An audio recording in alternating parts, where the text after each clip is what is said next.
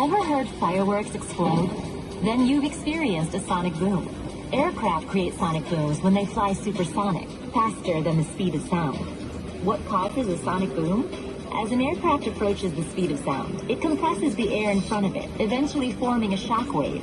When that shock wave reaches the ground, you hear a sonic boom. It's cool to hear if you're at an air show or welcoming a spacecraft back to Earth, but it's not so fun if it's rattling or even shattering your windows.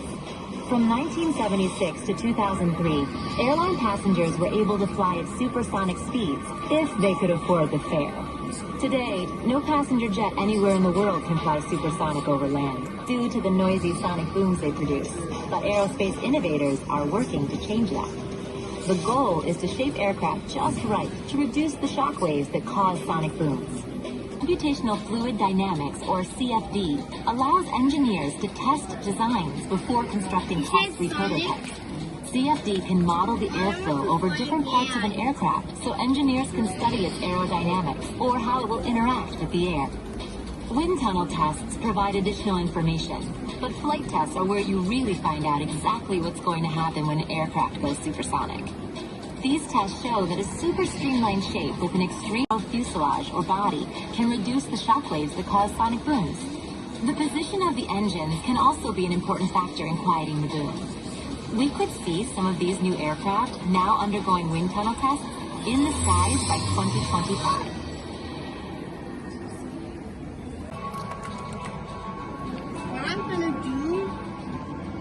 Ever wish you had a car that could soar above the traffic clogged streets? In the 1950s and 60s, futurists predicted the flying car was just on the horizon. Flash forward to today, and where's your flying car? A lot of people have tried to develop cars that drive and fly, but their efforts have resulted in vehicles that are slow on the road or heavy in the air. Until now. The Aeromobile is a flying car that makes use of existing systems for cars and planes, allowing for door-to-door travel. It fits in a regular parking space, can fill up at any gas station, and can take off and land at a typical airfield. It's extremely lightweight, less than half the weight of an average compact car, with a carbon fiber shell like a race car. Ready to get behind the wheel? The Aeromobile is still a few years off. Better start saving up now.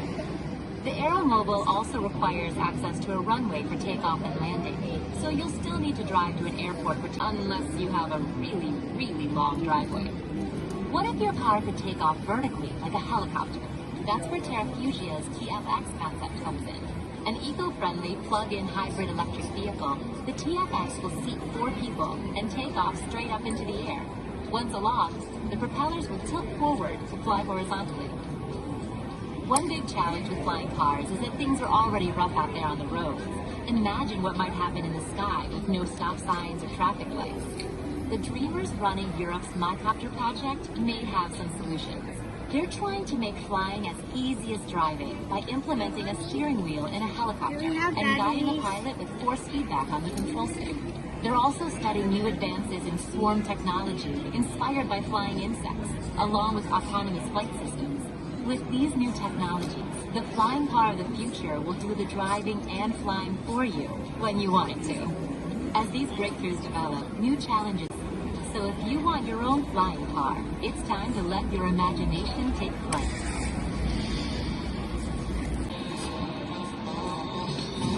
As if supersonic flight weren't cool enough, imagine flying hypersonic, 5 times the speed of sound or faster. Until recently, the only way to consistently achieve hypersonic speeds in Earth's atmosphere was to use rocket power. Rockets can accelerate vehicles to amazingly fast speeds, but they have to carry a supply of oxygen to burn with their fuel.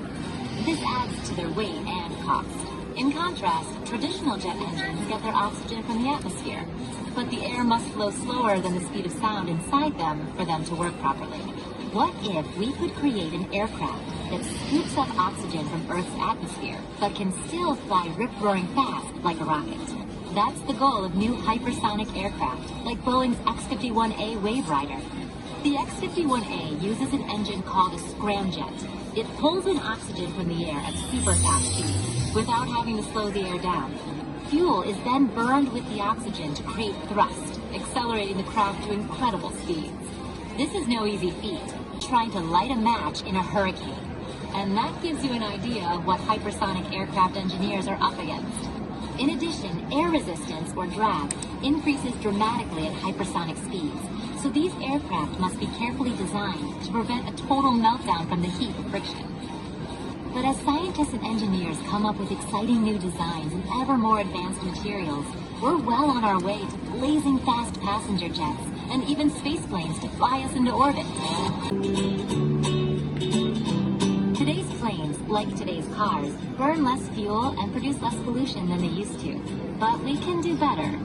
And as more people take to the skies, we must find ways to make airplanes leaner and cleaner to keep our environment healthy and reduce costs.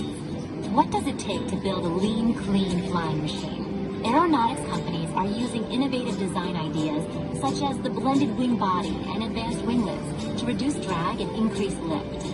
This helps planes fly more efficiently, reducing fuel consumption. Another step we can take is to change the materials we use. Carbon fiber composites are lightweight, so aircraft can fly farther using less fuel. And like aluminum, they're recyclable. So after a plane goes out of commission, its materials can be given new life.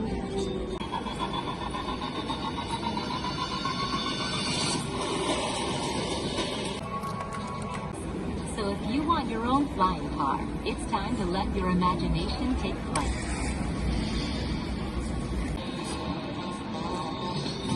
As if supersonic flight weren't cool enough, imagine flying hypersonic, 5 times the speed of sound or faster. Until recently, the only way to consistently achieve hypersonic speeds in Earth's atmosphere was to use rocket power. Rockets can accelerate vehicles to amazingly fast speeds, but they have to carry a supply of oxygen to burn with their fuel. This adds to their weight and cost.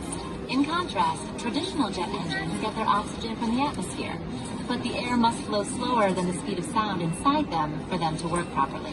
What if we could create an aircraft that scoops up oxygen from Earth's atmosphere, but can still fly rip-roaring fast like a rocket?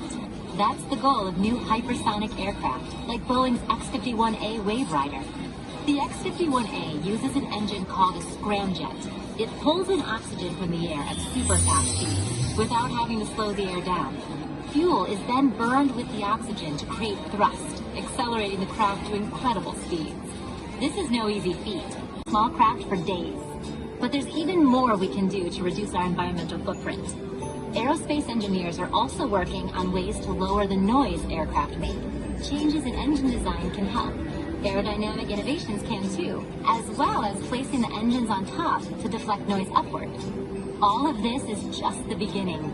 Maybe you'll dream of a future that's even leaner, cleaner, and quieter from the runway to the skies.